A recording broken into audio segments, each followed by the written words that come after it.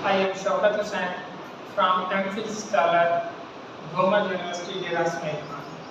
तो आजकल के हालात के मद्देनज़र मैंने एक सीरीज़ स्टार्ट की है 9th क्लास की मैथमेटिक्स। 9th क्लास की जो मैथमेटिक्स है उसमें टोटल 17 चैप्टर हैं। तो सबसे पहले हम चैप्टर नंबर 1 करेंगे। तो उसके बाद उम्मीद है मैं इस सीरीज़ को कंप्लीट करूँगा। तो चैप्टर नंबर 1 हमारे पास है मैट्रिसेस एंड डिटरमिनेंट्स। तो इसमें हम सीखेंगे मैट्रिसेस हमारे पास क्या होता है एंड डिटरमिनेंट्स हमारे पास क्या होता है। ठीक है, तो एक्सरसाइज नंबर 1.1 इसका जो पहला क्वेश्चन है, question number 1, find the order of following matrices. ठीक है, हमने जो मैट्रिसेस दिए हुए होंगे उनका ऑर्डर तलाश करना है, ऑर्डर फाइंड करना है। तो ऑर्डर फाइंड करने के लिए हमें मैट्रिसेस का भी पता होना चाहिए और ऑर्डर का भी पता होना चाहिए। यानी कि सबसे पहले हमें पता होना चाहिए मैट्रिसेस क्या चीज़ होती है और उसका ऑर्डर क्या होता है, उसके बाद ही हम फाइंड कर सकेंगे ना। तो मैट्रिसेस जो होता है उसको जानने से पहले हमें मैट्रिक्स का पता होना चाहिए। ठीक है, जब मैट्रिक्स का पता होगा तो फिर हमें मैट्रिसेस का भी पता चल जाएगा। यानी कि जो मैट्रिसेस हमारे पास होती है वो मैट्रिक्स की प्लूरल फॉर्म होती है। तो मैट्रिक्स की जो डेफिनेशन है, a matrix is an array of numbers. यहाँ पे एरे जो अल्फाज है ना, ये स्टूडेंट्स को मुश्किलात पेश कर रहा होगा कि एरे क्या चीज़ है, व्हाट इज एरे।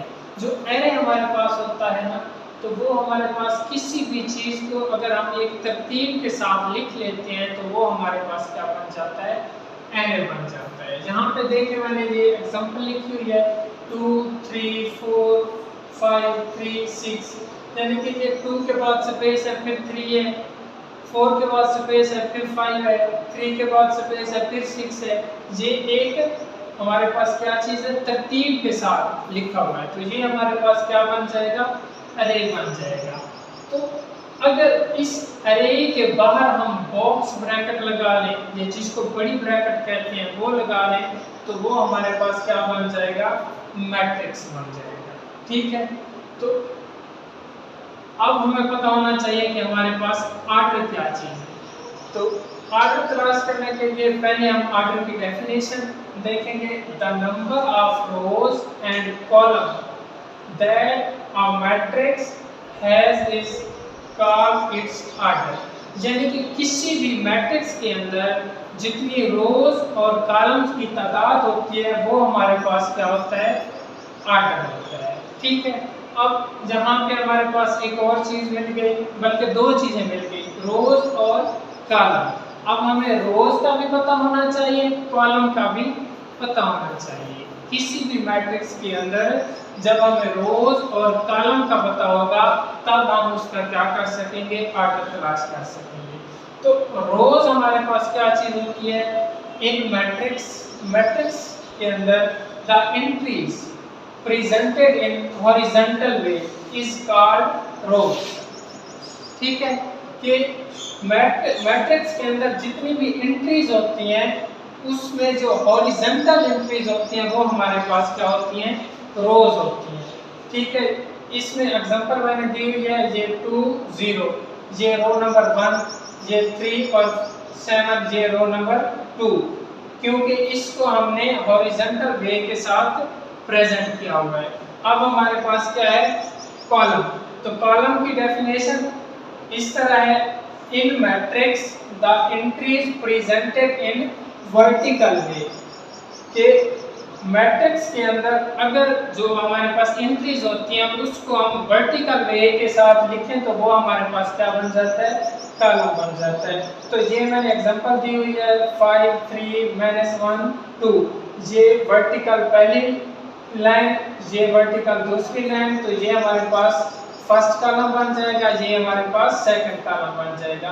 अब आपको रो और कॉलम के बारे में अंदाजा हो गया होगा कि रो और कॉलम क्या चीज होती है। अब हम फाइंड कर सकेंगे कि हमारे पास किसी भी मैट्रिक्स का ऑर्डर जो होता है वो क्या होता है या कैसे निकालते हैं। तो सबसे पहले हमें ए मैट्रिक्स दिया हुआ है, इसकी जो एंट्रीज हैं वो 2, 3, -5 और 6। तो इसमें आप देखेंगे हमारे पास सबसे पहले रो देखेंगे, रोज कितनी है, उसके बाद कॉलम देखेंगे हमारे पास कॉलम कितनी है, फिर हम उसका क्या करेंगे ऑर्डर लिखेंगे। तो इसमें नंबर ऑफ रोज, तो देखेंगे ये हमारे पास कितनी रोज हैं, ये फर्स्ट रो है, ये हमारे पास क्या है सेकंड रो है। तो ये मैंने लिखा हुआ है number of rows is equal to 2। तो नीचे फिर हम नंबर ऑफ कॉलम तलाश करेंगे, तो इसमें नंबर ऑफ कॉलम कितने हैं, ये हमारे पास पहला कॉलम, ये हमारे पास दूसरा कॉलम। तो आगे मैंने लिखा हुआ है number of column is equal to 2। तो इसका ऑर्डर भी तो लिखना पड़ेगा ना, ऑर्डर ऑफ मैट्रिक्स जो होता है number of rows by number of column. तो number of order of matrix हमारे पास क्या बन जाएगा 2/2। नंबर ऑफ रोज ये मैंने लिख लिए, फिर ये बाई आ जाएगा, उसके बाद नंबर ऑफ कॉलम ये 2 लिखा हुआ है, यानी कि ऑर्डर ऑफ मैट्रिक्स इसका ए का क्या बन जाएगा 2/2।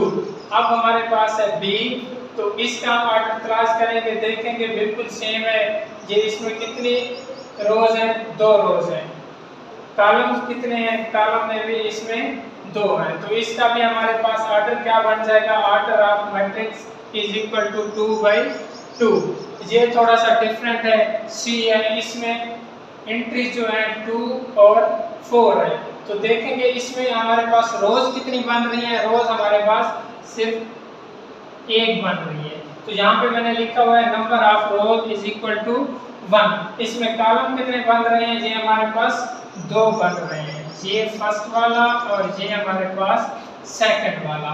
तो नंबर ऑफ कॉलम इसमें कितने होंगे 2 होंगे। नीचे मैंने लिखा हुआ है ऑर्डर ऑफ मैट्रिक्स इज 1/2।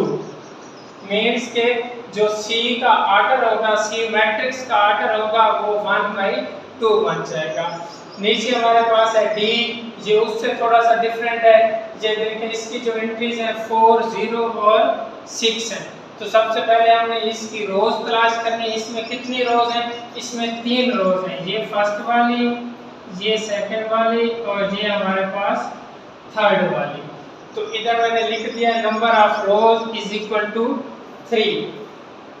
इसके बाद इसका हमने क्या तलाश करना है, कॉलम तलाश करने हैं, तो number of column is equal to 1, क्योंकि इसमें हमारे पास कॉलम कितना है, एक ही है।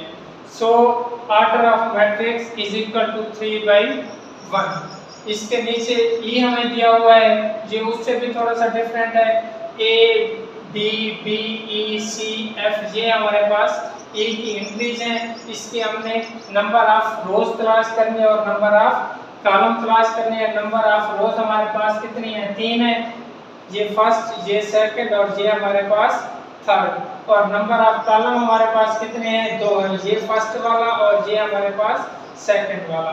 तो ऑर्डर इसका क्या बन जाएगा, order of matrix is equal to 3/2।